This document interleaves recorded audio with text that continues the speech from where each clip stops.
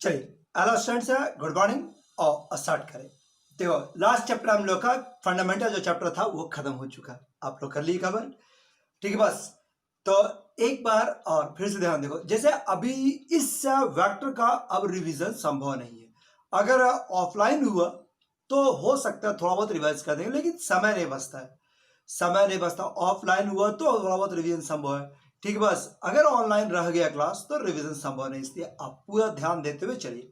अभी कैलकुलस में कुछ स्टूडेंट से वीडियो मांगे तो सब का सब लिख दिया है कि हमको क्लास कर रहे हैं, ठीक है। अब सब सोचो कि हमको ये नहीं समझ आता, अगर सबको करना ही था तो फिर पिछला 5 महीने से क्या कर रहे थे आप, ठीक है। अलग बात है, लापरवाही से बीत गया, लेकिन कम से कम चलो उसका कुछ हद तक तो थोड़ा बहुत हम आपको पास ही मार तो करा सकते हैं, ठीक है। लेकिन अब उतना मजा हमको नहीं आता है, क्योंकि रेगुलर क्लास और ऑनलाइन जो क्रैश कोर्स दोनों में अंतर है।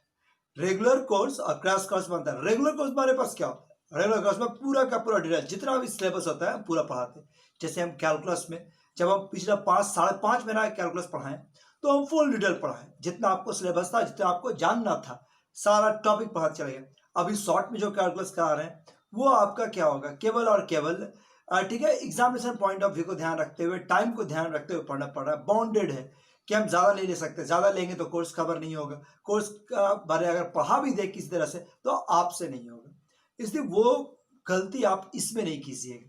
वेक्टर में वो गलती नहीं कीजिएगा, इसको जैसे सिलेबस पढ़ाया था उसको पूरा पढ़ने का कोशिश कीजिए। चलिए स्टार्ट करते हैं, ठीक है। हम लोग लास्ट क्लास में पढ़े फंडामेंटल चैप्टर हम लोग का खत्म हो चुका। अब हम लोग यहाँ शुरुआत करने जा रहे हैं scalar product of the vectors, ठीक है। बस मैथ्स के सिलेबस के हिसाब से, एग्जामिनेशन पॉइंट ऑफ व्यू से नहीं, सिलेबस के हिसाब से सबसे इंपॉर्टेंट चैप्टर वेक्टर का ये scalar product of the vectors, ठीक। बस पर चूंकि इसमें ज्योमेट्री का यूज होता है, ज्योमेट्री का मैथमेटिक्स है, तो ज्योमेट्री के हिसाब से सबसे इंपॉर्टेंट पोर्शन हम लोग का ये यही। अगर फिजिक्स के हिसाब से देखा जाए तो क्रॉस प्रोडक्ट सबसे इंपॉर्टेंट होता है। तो आइए scalar product of the vectors, ठीक। बस थ्योरी थोड़ा थोड़ा हम लिखाएंगे, थोड़ा बहुत आप मेरे साथ लिख भी सकते हैं, या आपको जो अलग से हम भेजते हैं उसमें आप देख लीजिएगा। सबसे पहले आओ डिफिनेशन, ठीक है। ये तो आप बहुत अच्छे से जानते हैं कि जब भी जो दो स्केलर है, ठीक है, दो स्केलर को गुना किया है तो आउटपुट क्या बनता है, एक स्केलर। दो स्केलर गुना करते आउटपुट क्या बनता है, एक स्केलर। एक वेक्टर और एक स्केलर गुना करते क्या बनता है, एक वेक्टर। लेकिन जब दो वेक्टर को गुना किया जाता है तो स्केलर भी बन सकता है, वेक्टर भी बन जाता है, स्केलर भी बन सकता है, वेक्टर भी बन सकता है। और इसी आधार पर वेक्टर का प्रोडक्ट का दो टाइप का प्रोडक्ट डिफाइन किया गया है, एक स्केलर प्रोडक्ट और वेक्टर प्रोडक्ट। डिफिनेशन क्या दिया गया, the product of the vector, vector का वैसा product which produce a scalar quantity, the product of the vector which produce a scalar quantity is called scalar product of the vector. लिखो, the product of two vectors, the product of two vectors, दो vector का वैसा product which produce a scalar quantity, which produce a scalar quantity is called scalar product, is called scalar product। पर दो vector है, vector को गुना किया जा रहा है, दो वेक्टर को गुना करें और आउटपुट आपको एक स्केलर मिल जाए तो ऐसे प्रोडक्ट को हम लोग कह सकते हैं स्केलर प्रोडक्ट। रिप्रेजेंटेशन, रिप्रेजेंटेशंस, अड़ेगा रिप्रेजेंटेशन कैसे रिप्रेजेंट करेंगे, तो कैसे रिप्रेजेंट किया सकता है, तो a dot product is sorry scalar product is represented by dot mark, scalar product is represented by dot mark, ठीक है। इसीलिए इसका नाम पड़ गया डॉट प्रोडक्ट। अगर कोई दो वेक्टर लिखा हुआ है और बीच में एक डॉट पड़ा दे दिया जाए तो हम लोग समझ सकते हैं कि आउटपुट आपको क्या मिलेगा, स्केलर, ठीक। बस इसी कारण स्केलर प्रोडक्ट का एक नाम ये भी है डॉट प्रोडक्ट, ठीक। बस अब इसका मैग्नीट्यूड, इसका मैग्नीट्यूड क्या होता है कि दो वेक्टर को गुना करें आउटपुट एक स्केलर बनेगा, लेकिन कुछ तो मैग्नीट्यूड हो गई। सो ए डॉट बी का मॉडुलस मैग्नीट्यूड क्या होता है, तो A B cos theta, where theta क्या है, तो angle between A and B. अगर ए और बी दो वेक्टर है, बी थीटा उनके बीच का एंगल है, सो ए डॉट बी का मॉडुलस क्या हो जाएगा, तो that is A B cos theta, A B cos theta is the angle between A and B. अब बताओ डायरेक्शन क्या होगा, वेक्टर का डायरेक्शन, क्योंकि स्केलर है so no direction, no direction. In short अगर हम बात करें तो हम लोग इतना ही पूरा लाइन में पढ़े कि ए डॉट बी से क्या बनता है, एक स्केलर, और जिसका वैल्यू क्या होता है, तो ए बी कॉस थीटा। ठीक है, बस ए बी कॉस थीटा। चाहो तो स्क्रीनशॉट ले लो और आगे बढ़ जाओ। चलिए ठीक है, इसके बाद आइए देखिए, ये आपका रिप्रेजेंटेशन मैग्नीट्यूड्स, इसका एक ज्योमेट्रिकल मीनिंग होता है, इसका एक ज्योमेट्रिकल मीनिंग है। फिजिक्स का में आप इसको ज्योमेट्रिकल मीनिंग डिराइव भी किए, प्रूव भी किए होंगे। ठीक बस, तो इसी तरह से यहां पर देखो एक ज्योमेट्रिकल मीनिंग है, जैसे ए और बी दो वेक्टर है, मान लो ए और बी दो वेक्टर है, बीच का एंगल कितना है, थीटा। ठीक है बात, तो ए डॉट बी का ज्योमेट्री में अर्थ क्या होगा, इसको डिराइव कर रहे हैं, हल्का हल्का ध्यान से देखो। ए डॉट बी बराबर क्या आप जानते हैं, ए बी कॉस थीटा, ये ना डिफरेंस से पढ़ के आए। अब इसी का ज्योमेट्रिकल मीनिंग निकालने की कोशिश कर रहे हैं, तो इस पॉइंट से अगर आप वेक्टर ए पर परपेंडिकुलर ड्रॉ कर लो, कर सकते हैं बात, कोई दिक्कत ही ना होगा। In triangle O B M, in triangle O B M, इस ट्रायंगल लेते हैं, क्योंकि हमको कॉस का जरूरत है, हम कॉस निकालें, यही नेक्स्ट चैप्टर में साइन निकालने जरूरत पड़ेगा, साइन निकालेंगे। O M by O B, O M by O B क्या है, तो वेक्टर बी का मॉडुलस, वेक्टर बी का मॉडुलस। सो ओ एम बराबर 10 is B cos theta. So O M बराबर B cos theta. A dot B बराबर क्या हो गया, this is A B cos theta. So O M बराबर B cos theta. यहां तो ठीक है ना, ठीक है। अब आओ इस डाटा से यहां से आ जाए। सो ए डॉट बी बराबर ए का मान, ए क्या है, तो वेक्टर ए का मैग्नीट्यूड, वेक्टर ए का मॉडुलस, और बी कॉस थीटा क्या है, तो बी कॉस थीटा बराबर क्या हो गया, ओ एम। ठीक, बस ये ए कॉस थीटा बने, आप इसको ओ ए लिख सकते हैं, और ये वाला वैल्यू क्या हो गया, दिस इज ओ एम। ओ ए बराबर ओ ए तो ठीक समझ रहे हैं, ओ वेक्टर ए बराबर ओ ए, और ये तेरे पास क्या हो गया, ठीक बस, या ऐसा भी लिख दो, ऐसे ही रहने दो। ए का मैग्नीट्यूड की भाषा ज्यादा फेमस, ए का मैग्नीट्यूड है, और ओ एम क्या है, ओ एम मतलब फिगर ज्योमेट्री में ओ एम क्या है, ओ एम तो देख सकते हो ओबी का परछाई, ओबी का शैडो, प्रोजेक्शन, अच्छा भाषा में प्रोजेक्शन शैडो कहा जा सकता है। तो प्रोजेक्शन ऑफ किसका, projection of B along A, projection of B along A का projection of B along A dot B क्या है, तो ए का मॉडुलस गुना projection of B along A, B का प्रोजेक्शन ए के दिशा में, बी का प्रोजेक्शन माने परछाई शैडो ए के दिशा में, यही आपका ए डॉट बी है, modulus of A into projection of B along A. चलिए ये आपका ज्योमेट्रिकल मीनिंग हो गया, ठीक है। बस इस तरह से कोई अगर उल्टा परपेंडिकुलर ड्रॉ करते, मैग्नीट्यूड ऑफ बी और projection of A along B भी कहा जा सकता है, यानी एक का मैग्नीट्यूड, दूसरे का शैडो, दूसरे का प्रोजेक्शंस, ठीक है। अब ठीक है, अब इसी में देखिए ये आपका ठीक है, ये आपका पहला। इसके बाद आइए ज्योमेट्रिकल मीनिंग तो आप देख चुके, अब कुछ प्रॉपर्टीज के रूप में ठीक है, प्रॉपर्टीज ऑफ डॉट प्रोडक्ट। तो पहला प्रॉपर्टीज ध्यान दीजिए, पहला प्रॉपर्टीज क्या है कि dot product obeys commutative law. Commutative समझता है, क्रम विनिमय, मतलब हेर फेर कर दिया जाए तो अंतर नहीं पड़ सकता। Dot product obeys commutative law, पहला। So dot product obeys commutative law, A dot B को आप चाहें तो बी डॉट ए लिख सकते हैं, फैक्टर में आगे पीछे कर दिया डॉट प्रोडक्ट में कोई फर्क नहीं पड़ेगा। दूसरा कि डॉट प्रोडक्ट ओबेज, ठीक है, बस देखो dot product do not obeys associative law.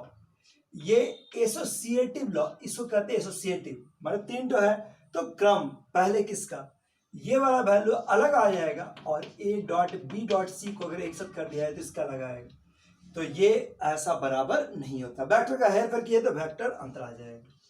दूसरा का ही सेकंड कि this will obeys distributive law, ये कॉम्यूटेटिव, ये एसोसिएटिव, ये डिस्ट्रीब्यूटिव, तो आप आराम से इस प्रकार का ब्रैकेट तोड़ सकते हैं।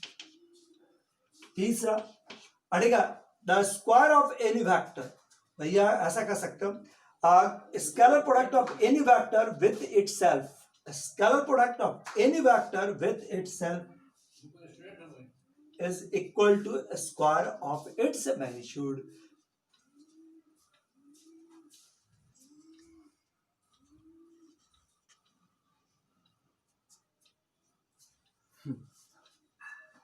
हाँ बोलो, प्रॉपर्टीज आपको दिखा रहे थे। प्रॉपर्टीज का एक प्रॉपर्टीज, पहला प्रॉपर्टीज आप समझ गए कि दिस ओबेज कॉम्यूटेटिव लॉ। दूसरा प्रॉपर्टी दिखा है कि this does not obeys associative law but obeys distributive law, does not obeys associative law but obeys distributive law. और तीसरा प्रॉपर्टीज आपको दिखा, देखो दो प्रॉपर्टीज हो गया, तीसरा प्रॉपर्टीज था कि ये तो आपको एसोसिएटिव समझ गए, सॉरी डिस्ट्रीब्यूटिव, देखो ये आपका कॉम्यूटेटिव, एसोसिएटिव, डिस्ट्रीब्यूटिव। तीसरा प्रॉपर्टीज क्या था कि the scalar product of any vector, scalar product of any vector with itself is equal to square of its magnitude. Scalar product of any vector with itself is equal to square of its magnitude. ठीक है, scalar product of any vector with itself is equal to square of its magnitude. देखिए sir, कोई भी vector का अपने के साथ, मैंने स्केलर प्रोडक्ट निकाला, scalar product of any vector with itself अपने के साथ क्या हो जाएगा, तुम सोच के देख लो। Scalar product of any vector with itself is equal to mod A cos 0।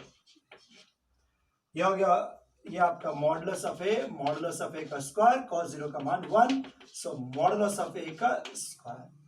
So A dot A बराबर क्या होता है, मॉडुलस ऑफ ए का स्क्वायर। Scalar product of any vector with itself is equal to a square of its magnitude.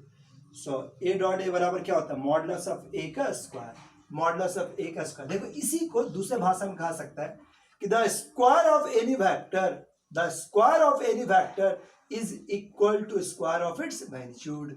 मतलब ये देखो ए square, कहीं पर ए स्क्वायर लिखा हुआ है तो ये कन्वेंशन है कि स्क्वायर लिखा हुआ है तो मतलब होगा ए डॉट ए, माने डॉट, ए डॉट ए ही हो सकता है, दूसरा कुछ नहीं, ए डॉट ए। और जैसे ऊपर दिखाया है मॉड ए कॉस 0, ये बराबर क्या हो गया, मॉडुलस ऑफ ए का स्क्वायर बराबर क्या हो गया, ए स्क्वायर। सो वेक्टर का स्क्वायर बराबर ए स्क्वायर। ये ठीक है, इस बहुत ही इंपॉर्टेंट कंसेप्ट, बहुत ही इंपॉर्टेंट कंसेप्ट के रूप में ये कि किसी वेक्टर का स्क्वायर उसके मैग्नीट्यूड के स्क्वायर के बराबर होता है, किसी वेक्टर का स्क्वायर उसके मैग्नीट्यूड के स्क्वायर के बराबर होता है। ठीक है, square of any vector is equal to square of its magnitude.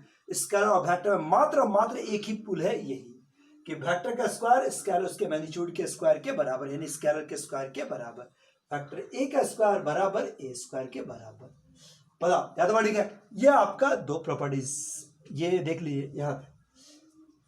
तीसरा चौथा प्रॉपर्टीज के रूप में आप, चौथा प्रॉपर्टीज के रूप में देखिए, अड़ी बस the necessary and sufficient condition. देखो क्या स्टेटमेंट है, the necessary and sufficient condition, ठीक है, for two vectors to be perpendicular is that their dot product is 0। चौथा और अंतिम कंडीशन क्या लिखवा रहे हैं, the necessary and sufficient condition for two vectors to be perpendicular is that their dot product is 0, means hence if a dot b is equal to 0 then क्या कहा सकता है कि a and b are perpendicular।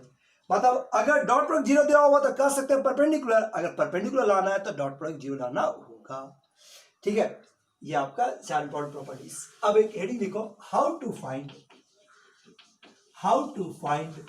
ठीक है, how to find scalar product of the vector, scalar product of the vector, how to find scalar product of the vectors, ठीक है, express in terms of orthogonal vector, express in terms of orthogonal vector, express in terms of orthogonal vector, orthogonal vector. अडेगा how to express, अडेगा how to find the scalar product of vector express in terms of orthogonal vector. अगर दो vector orthogonal vector यानी आई जे के term में व्यक्त है तो बताइए उसका स्केलर प्रोडक्ट कैसे निकालेंगे। ठीक है, अगर दो वेक्टर दिया हुआ है, जैसे ये देखो a1i, a2j, a3k, ठीक है, A1i A2 से A3k, B बराबर this is B1i, this is B2 से, और ये हो गया B3k। अगर इनका डॉट प्रोडक्ट निकालना हो A dot B is equal to A dot B, तो बराबर क्या हो गया, ठीक है। How to express find scalar product of two vector express in terms of orthogonal vector. अगर दो वेक्टर ऑर्थोगोनल वेक्टर है ना, i j k के टर्म में वेक्टर जैसा कि अभी दिखा रहे हैं, तो इसका प्रोडक्ट क्या होगा, या आप क्या होता है जानते हैं, i वाला i के साथ, j वाला j के साथ, k वाला k के साथ, a1 b1 a2 b2 और this is a3 b3, this is the dot product. चलिए क्वेश्चन स्टार्ट किया जाए, ठीक है। देखो ये आपका दिया हुआ है कि अगर दो वेक्टर्स ऑर्थोगोनल वेक्टर के रूप में एक्सप्रेस किया हुआ है तो उसका, ठीक है, डॉट प्रोडक्ट आप कैसे निकालने जा रहे हैं, ठीक है। तो ये आपका स्केलर प्रोडक्ट का थ्योरी है। अब हम लोग क्वेश्चन स्टार्ट करते हैं, ठीक है। अब थोड़ा सा रिलैक्स होने के लिए थोड़ा सा रिलैक्स करते हैं, 5 मिनट 7 मिनट आपको रोकते हैं, ठीक है। थोड़ा रिलैक्स हो जाइए, ठीक है, रिलैक्स मूड से। अब अगला टॉपिक हम लोग क्वेश्चन बनाना शुरू करेंगे, कॉपी अगर हम लेके बैठिएगा, 5 मिनट बाद हम लोग भेंट करते हैं, ठीक है। Thank you.